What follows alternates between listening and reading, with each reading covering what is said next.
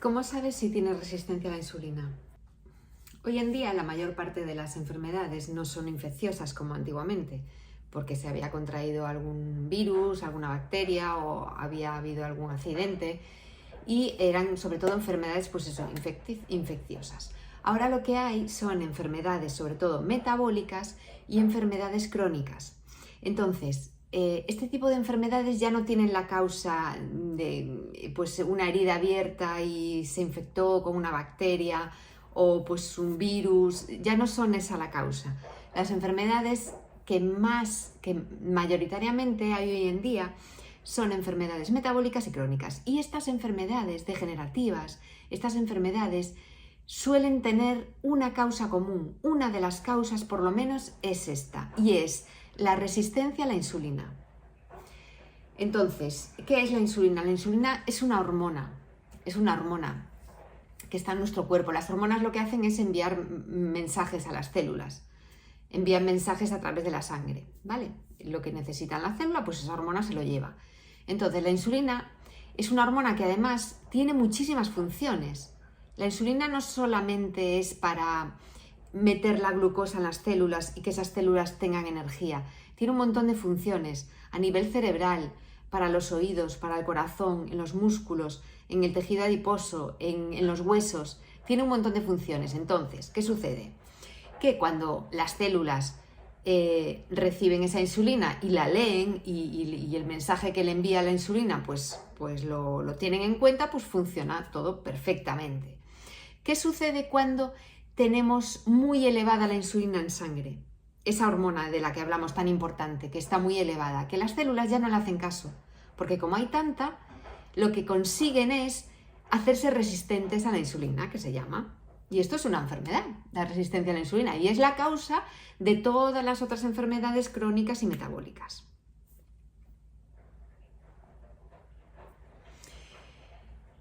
¿Cómo sabemos si tenemos resistencia a la insulina? Pues se puede saber si respondemos a estas preguntas. ¿Cuál es el test para saber si tienes resistencia a la insulina? Que, como sabes, es la causa de muchísimas enfermedades que están tan de moda, por desgracia, y que provienen de la alimentación, que es lo que luego vamos a ver. El test es responder a estas preguntas. ¿Tienes los triglicéridos altos? ¿Tienes síndrome del ovario poliquístico si eres mujer o disfunción eréctil si eres hombre? ¿Acumulas grasa en la barriga? ¿Retienes líquidos?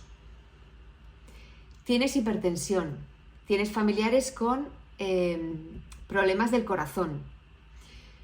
¿Tienes familiares con diabetes o resistencia a la insulina?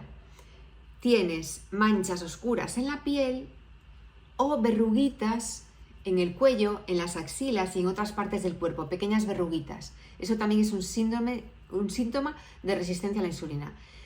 Si has respondido a una de estas preguntas que sí, o a más de dos que sí, entonces casi seguro que tienes resistencia a la insulina. Entonces, ¿qué hay que hacer? ¿Cuál es la solución a la resistencia a la insulina? ¿Cuál es la solución para no enfermar de estas enfermedades metabólicas, de esas enfermedades degenerativas que están provocadas por tener la insulina alta en sangre?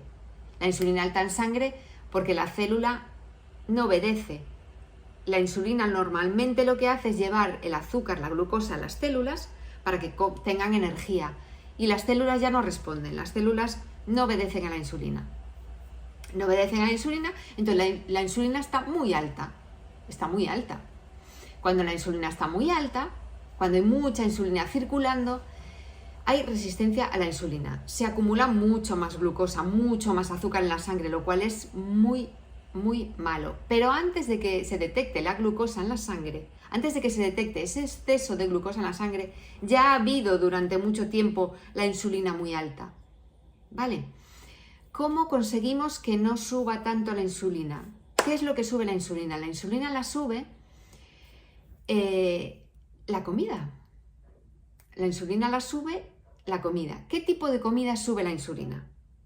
Bueno, Recientemente, hace una semana, acaban de los estadounidenses, bueno, el Departamento de Agricultura, que es el que impone la pirámide alimenticia a los ciudadanos, curiosamente, pues sabemos que la anterior pirámide alimenticia ponía en la base los granos y los cereales, es decir, los carbohidratos. Y esto fue lo que enfermó a casi toda la población.